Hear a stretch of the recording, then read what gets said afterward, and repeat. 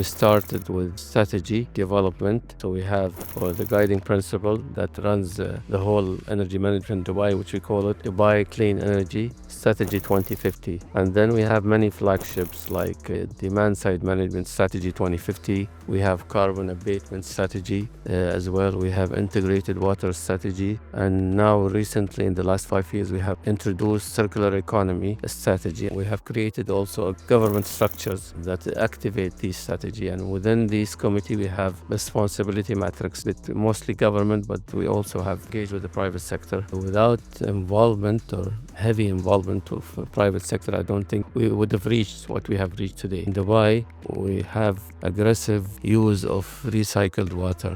It's being used for green space. It's being used for district cooling. We need to educate ourselves to become more circular. The circularity is not about recycling. Before that, you design it right, you repair it right, and you reuse it. If it's So like recycling should come last then in that the order. last thing. Okay. This is the mix lack of understanding between people who think circular economy means recycling. The Advanced Net Zero team has been created is basically to fill a gap where UAE government and Dubai government have made a pledge to reach net zero. We were able within this group to activate more than 100 volunteers, including students. Wow. We have also made or signed MOU with important entities as well, drive reaching of net zero. And we're open also to work with school, with academic institution also. So I think, we both have responsibility. I think from our end, we have to be open to them, and from their end, they have to come also and show their interest in sustainability.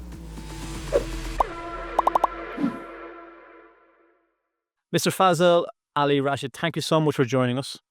Thank you for taking time out of your busy schedule. It's great to have you here. It's an honor to have you here, someone from the Dubai government. I'm just going to dive straight into the questions. In your opinion, what are the most pressing energy sector challenges for the country? And where do you see the key drivers for improving the energy efficiency? And could you highlight relevant projects or building retrofits and district cooling systems? Yeah, the challenge is that I think not only in Dubai and UAE, also the MENA region, I think we have common challenges because of the harsh environment that we have here. I think so the intensity of the building because of the cooling, that's one challenge. So I would say decarbonizing the existing building is one of the key challenges. If I talk about Dubai, we have more than 130,000 building in the Emirates, and mostly inefficient because they comply with the old code. So this is, I think one thing is to have such a aggressive retrofit scheme to reduce the intensity of the building because of the cooling. The other challenge also is on the power generation side because we're also pursuing aggressive renewable energy strategy. As we speak today in Dubai, we have more than 20% share out of total energy mix. The renewable represent 20%. Okay. So the one challenge is the energy storage and renewable energy storage. So this is one of the challenge. So in the Emirates, we're pushing for many pilot projects like hydropower, like lithium battery also. CSP, concentrated solar power as well. Okay. So that remains a challenge, but I think within 5 years or so, I think things are improving to sort of manage to make it more cost effective in the future. Also, the other challenge is the transport. For the sedan vehicle, I think things are going well. As we speak today, there are more than 80,000 green vehicles in Dubai between hybrid and electric. Yes, 80,000. Yes. Wow. Yes.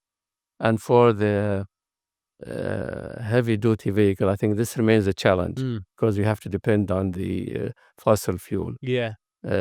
For the shipping and aviation as well, that remains a challenge. So you have to depend more on sort of other solution like hydrogen in the future, like low carbon fossil fuel. So these are I would say the main challenges. But to drive this, as I told you, innovation to address these difficult sectors, I would say, difficult industries, um, policies as well.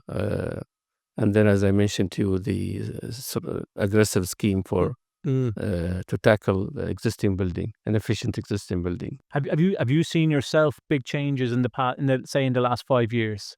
Yeah, I have numbers, Yeah. definitely. How is the government engaged with the private sector to stimulate and scale up investments in energy efficiency? Yeah, again, the government cannot work in isolation. Without involvement or heavy involvement of private sector, I don't think we would have reached what we have reached today.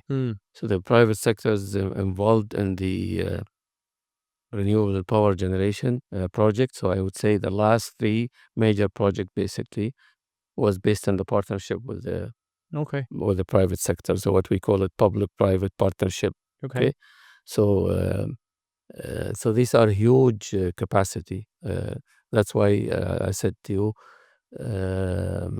case we have reached 20% share out of total energy mix. So Okay. the last three major projects is based on the private-public partnership model. Very good. Yeah. So besides that, also engagement with the private sector is through ESCO or retrofit project. Yeah. We have more than 30 accredited ESCO, and they are basically executing major project in Dubai, major building retrofit project in Dubai. Amazing. So as I speak today, there are around 2,000 government building have already been retrofitted. Wow. In the Emirates of Dubai, and total of more than 15,000 building have been retrofitted in the Emirates of Dubai. Yes. Really impressive.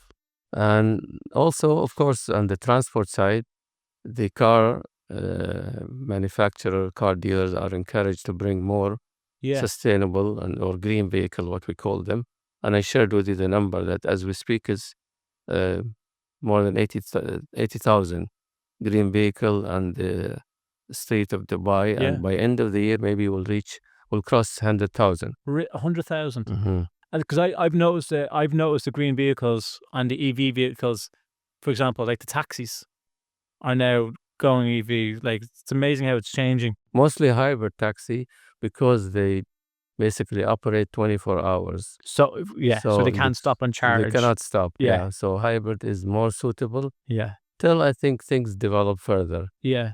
Till you have the better sort of mileage range. And the quicker fast charging for those guys. Exactly. Yeah. Yeah, I forget that they're on the road 24 hours. Yeah. Still, it's amazing how they do it. For yourself, what measures is the Dubai Supreme Council of Energy taking to meet rising energy demand while advancing sustainability goals in Dubai? If I can summarize it based on the last 15 years, we started with strategy development. So we have the guiding strategy or the guiding principle that runs the whole energy management in Dubai, which we call it Dubai Clean Energy Strategy 2050. And then we have many flagships like the demand side management strategy 2050. We have carbon abatement strategy as well. We have integrated water strategy. And now recently in the last 5 years, we have introduced circular economy strategy. On top of that, we have also green transport strategy. Yeah. So all these strategies have target, and we have created also a governance or government structures, including committee that activate this strategy. And within this committee, we have responsibility matrix with mostly government, but we also have engaged with the private sector. So we ensure we track, we look at the target that we need to reach each year and the horizon 2030 and 2050. We report the achievement every year. We publish the number, the figures every year. And if there is a deviation, also we go back to the strategy, we update the strategy. We might go faster on some of the targets that we have. We might go slower if things are not going Okay. according to plan.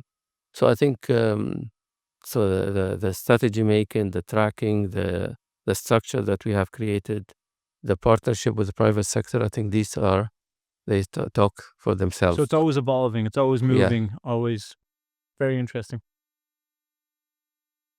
I love this question because I always think it's fascinating when it comes to the government. But what is Dubai's government's vision for achieving net zero carbon, and how does it impact business opportunities? Yeah, in terms of vision, we have a short-term vision, let's say 5 years Okay. vision. So within this, when I say short-term, we look at the mature technology that already exists, and they have already reached the big scale, not only in Dubai but also in the developed countries.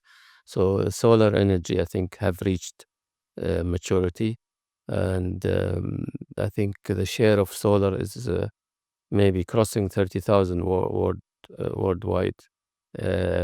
For Dubai, we have reached 20% share, and by 2030, the target is to reach 30% share, and by 2050, 100% 100%. power will come from the solar. This is the target that All we in have 25 years. Wow. have set. Beside that, I think the electric vehicle in terms of sedan, I think this is also mature, and also the annual sale today, the global annual sale of car selling is around 25 to 30%, is basically green vehicle between hybrid and EV. Yeah. So that's a good number. So this is one of the things that we're tackling because it's more mature.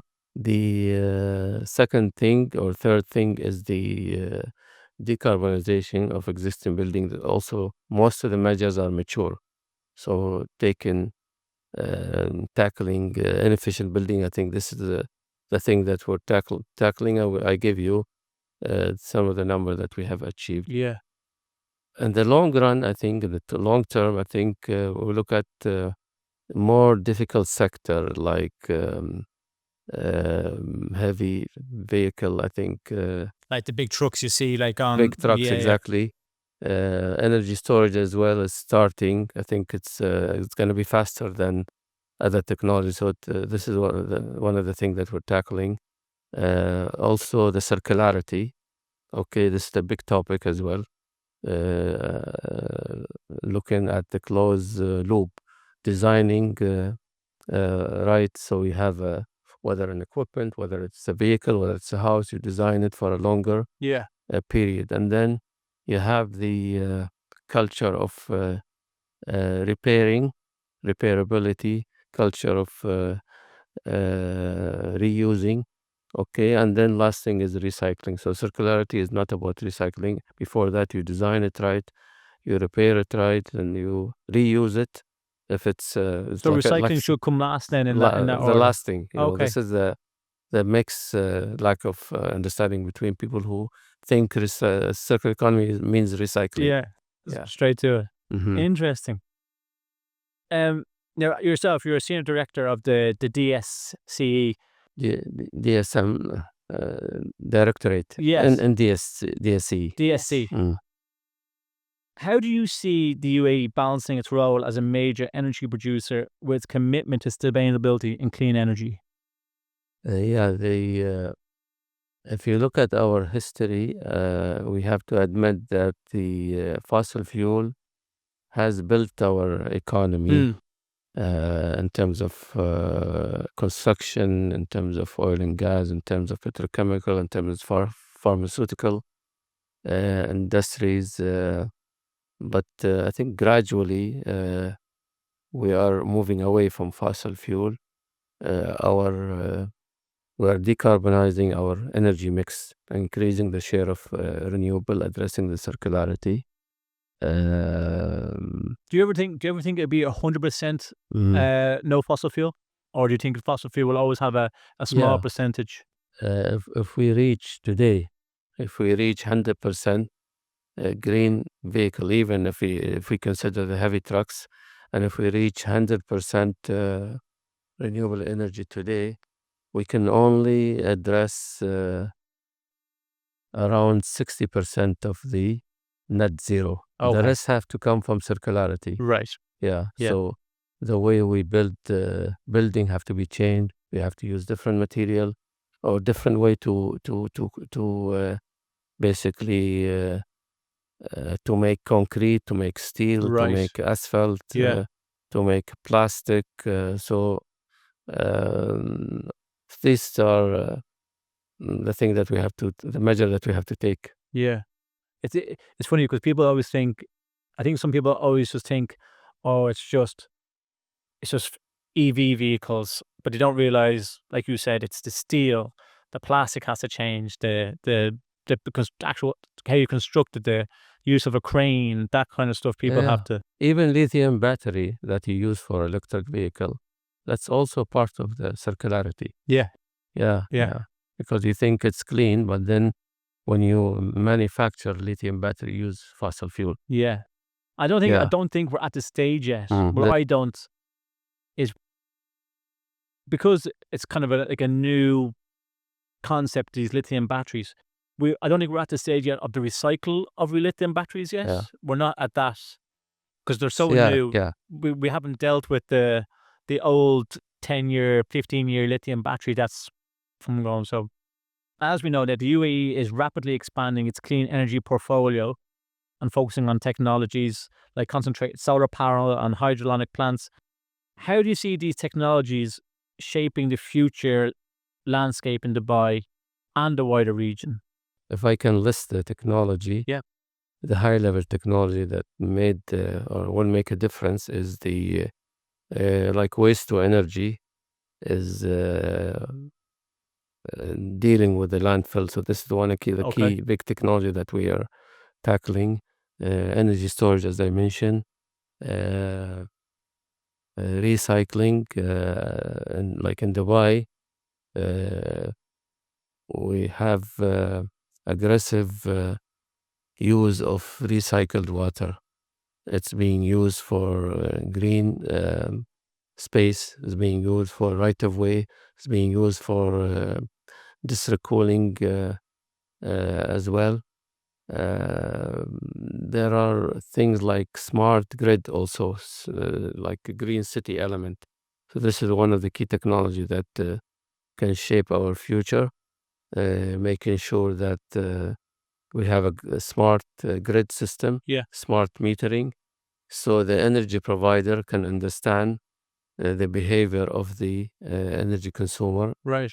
and also the consumer will learn more about their behavior because of uh, the whole smart grid system. And this is already put in place in the Emirates of Dubai. So there are like 2 million smart meters, water and electricity already 2 installed. million. 2 million, 2 yeah. million. Yeah. Around 2 million It's amazing. for all the consumers. Yeah. Yeah. It's we Mm. I don't So know you get why. SMS, you get SMS Yeah. to learn about your behavior. If you are basically your consumption is abnormal, then you learn. And do you think that will get more advanced as the years go? That will get even more like. Yeah, I mean, beside knowing your consumption, I think the next step will be controlling it. Okay. Yeah, so that's a future where you can have a sort of a The threshold. technology will come in and Once you reach a certain level, then you get to yeah. to learn about, Yeah. Yeah, if your bill yeah, gets your too high, behavior. that's when you that's when you need the notification. Dubai aims to be the global leader in energy security and efficiency. How does the city's approach to sustainability and energy management compare with the international best practices? And what role do regulators play in driving change within industry and communities? What we share with the, I think maybe the rest of the world and also maybe the neighboring cities is what we have succeeded in these initiative like private private partnership. Yeah. Many projects have been done on the spaces. The strategy activation that we have also I think this proven success based on the strategy, we're able to reduce the consumption of water, electricity, and fuel. Okay. And we publicize these numbers.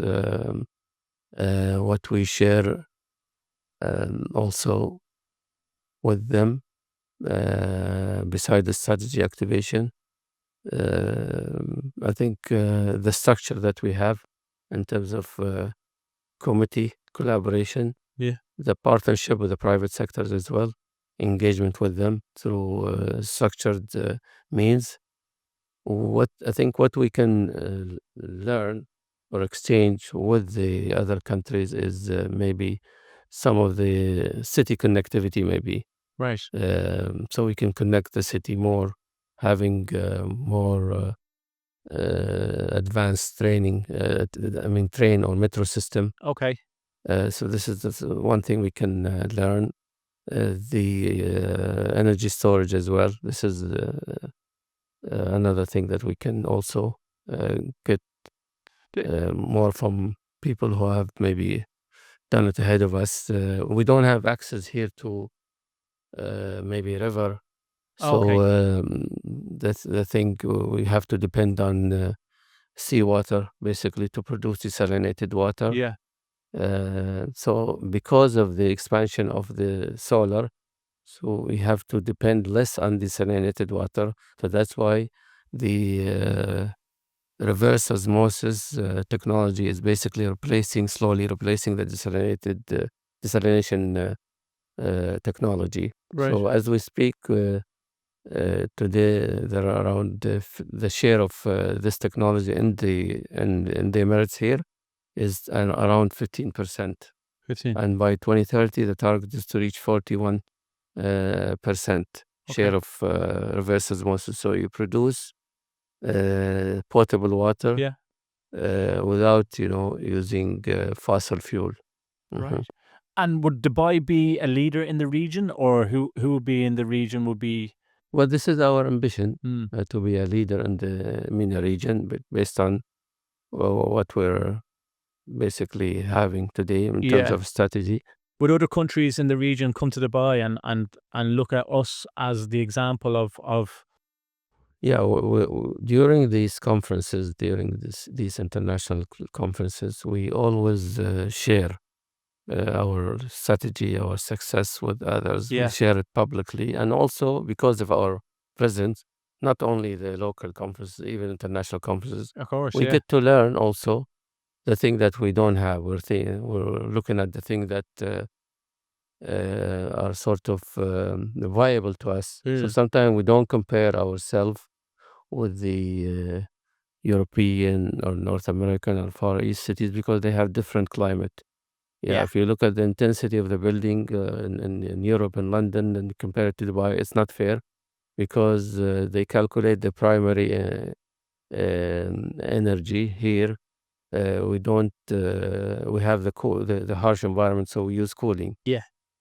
So it's different ball game. So we always compare that intensity with the neighboring The countries. neighboring Yeah, countries. yeah. Yeah. It's been because I think it's fascinating how the solar panel. Like I've been out to the plants out and this, I've seen the solar panel, and I think they're so impressive. Like they're just, it's like something from a sci-fi movie when you go out there and see the city of solar panel. It's unbelievable.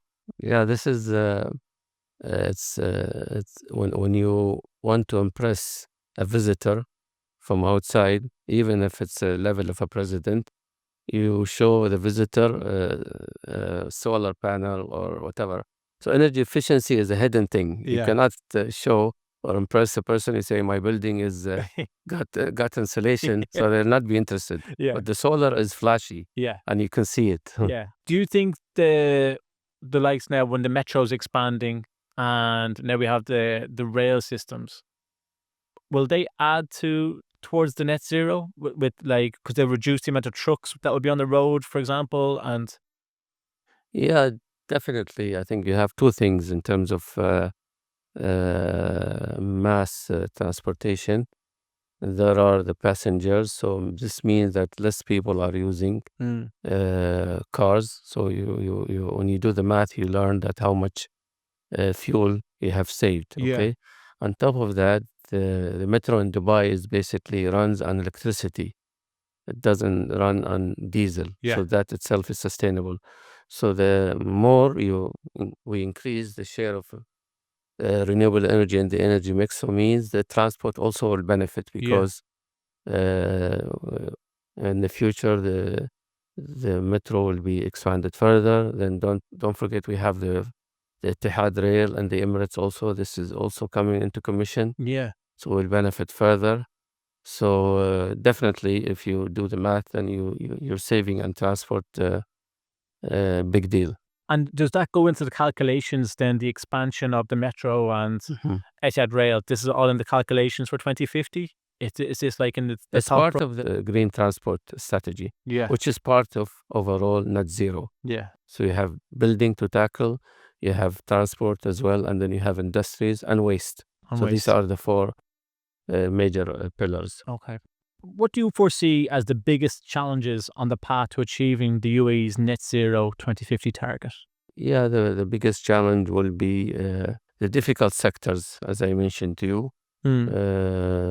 and the heavy industries, I think, still will depend on the fossil fuel. So this is one of the difficult sector. The heavy transport as well, the aviation sector, the shipping sectors as well. Is that because the Because aviation sector is expanding? they depend on fossil fuel, Okay. and today there is no sort of ready-made solution to use. You cannot use electricity because it's a heavy duty. Yeah. So hydrogen might be the solution, but it's still not mature. So we consider this a major challenge. On top of that, the circularity as well. Yep. Still, we need to educate ourselves to become more circular. Mm. Whether we're government, we need to increase the circularity of our operation. Whether we're private sectors, the building that we sit in here today, maybe we should calculate the share of circularity, and then we have a target by 2030 Okay. to increase the share of circularity. So Yeah. to me, these are the most difficult part to reach the 2050. For 2050, do you calculate the expansion of Dubai, like the amount of people that are coming in more and more each year? So obviously now Dubai is like, I'm here 20 years and I remember the Hard Rock Cafe down by JBR was Mhm. almost, and now we're pushing Jebel Ali-esque. By 2050, It's well in the plan. Even I think if we look at our urban planning strategy, within the urban planning, we have sort of the green space expansion. Then we have a biking lane yeah, development and then expansion. We look at the linear meter of these lanes. We look at so I think all these the population figure is basically accounted for in okay, terms of horizon in yeah, 2030 and beyond. yeah. It's amazing how it's expanding. Energy efficiency is often called the bedrock of decarbonization. So, in your opinion, has society truly understood its importance in the broader context of energy decarbonization and the net zero goal? And if yes, could you share a success story related? And if not, what do you think the reasons are? Yeah, I think society is uh, we deal within the Supreme Council of Energy. We deal directly with the government entities, so we have sort of a communication means in terms of dealing with the government. So it's well structured. So that's why we have delivered many green projects, whether it is in transport, whether it is in building. Then I think for the remaining communities, also I would say there is progress as well. So many of the consumer or car owners have already adopted green vehicles. So this is part of the society. Yeah, So the number is increasing and continue to increase based on the awareness, based on the education. Many also have done retrofit. They have decarbonized their building. They made their building better in intensity. So I think this is also part of educating the society, educating the public. Many of them are using bicycle to do a short trip as well. Yeah. E-shopping is part of it. So I think we're slowly or gradually heading in the right direction. Yeah. Do you think where do you think is the biggest shortfall? Is it people? Again, I probably think I'm thinking much smaller scale, but is it, for example, single-use vehicles? Would that be an issue for people, or is it leaving their AC on or not recycling? Where would be where people need to kind of up their game? Yeah, I don't think there is a single answer to that. You mentioned a few things, Yeah. and these are correct, 100%. I agree with you. But there is no single thing, Like in our home, sometimes we have passion for the energy efficiency. We pay the bill as well, Yeah. so Yeah. we monitor the operation. But then you have kids in the house. Maybe they don't care. You tell them, they forget about it, so they leave the light on. So yeah, there are. I think in terms of measures, I think they vary, whether Yeah. within the building, within the transport, within the waste as well. Yeah.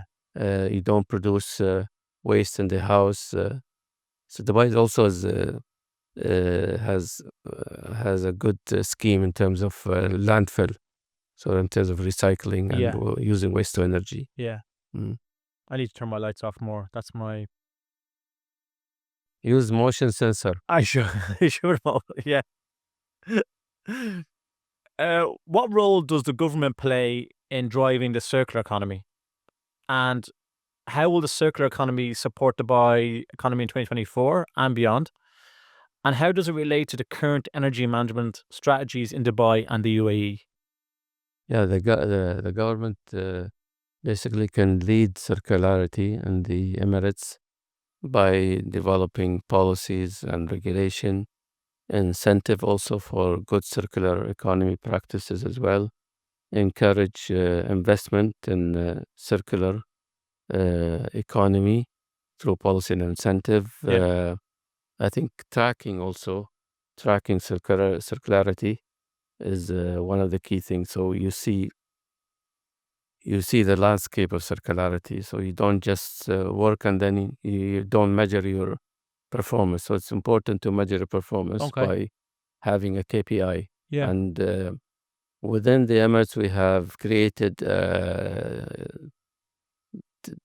Dubai Supreme Council of Energy Circular Economy Committee, and it consists of both private and government sectors members to address circularity. So within this, we have more than 24 initiatives, including whether in solar area, whether it is in transport and recycling. We are measuring circularity at the high level, Yeah. and then also we're looking in the future to measure circularity within each government in Right. the Emirates. And this is constantly being monitored. Like, We are not there yet in terms of numbers and figures, okay? But we are developing, it's we coming have in. the initiative, Yeah. and the next step is to measure, to do measurement and verification. Maybe a year from today, we will have it. Brilliant. Yeah, and as I told you also, that circularity is important. You cannot address net zero without circularity. You can only reach maybe 60% if you don't do circularity. So circularity will take care of the remaining part of the net zero reaching by 2050. Brilliant. Fantastic. Finally, and I always like this because I think they're the future, obviously, but regarding youth engagement, what are some of the most effective strategies or programs that your advanced net zero team has implemented? And how can young people in Dubai contribute more efficiently, effectively to the city's sustainability goals? Yeah, and the advanced net zero team has been created is basically to fill a gap uh, where UAE government and Dubai government have made a pledge to reach net zero. So we thought of having a sort of a firm that also support the reaching through awareness, through education. So this is the main reason why we have created the Advanced Net Zero team. We were able within this group to activate more than 100 volunteers, including students. Oh, wow. We made publication and white paper Yeah. on key area, including building and community as well. We have also made or sign MOU with important entities as well Yeah. to drive sustainability, to drive reaching of net zero. And we're open also to work with school, with academic institution also, whether they have an energy day, we can come and speak and take part. Brilliant. So I think, yeah, we both have responsibility. I think from our end, we have to be open to them, and from their end, they have to come also Yeah. and show their interest in the Yeah. sustainability. I think it must be as well. It must be easier to inform, and these new implementations must be much easier for the younger generation to take on board, as opposed to people that the older generation who are used to their fossil fuels and used to their, like where the younger generation are much more open to change and to make these things happen. Indeed, definitely. I think the AI is basically will play a big role. Yes. I think, especially the academic institution now, Yeah. we always hear about. I think UAE has already introduced AI in Yes. the curriculum, Yeah. so that's a good step I think forward. I Yeah, think it's going to be fascinating, because I think the world that they live in, they don't have not that the work will be done for them, but it'll be so much more easier for them to, you know, maybe we don't see. Um, I think drivers in the future well, that's could it. be 10 years from today. Yeah. Mhm. Better Uh, drivers, safer yeah, drivers. Or yeah. Faisal Al Rashid, thank you so much for joining us today. It's been fascinating to speak to you, and we look forward to hopefully you come back again and join us and fill us out on more information when you come back again. My pleasure, and I enjoyed the conversation. Thank you Thank you so very much. much. Thank you, sir. Appreciate it. Thank you. Thank you very much.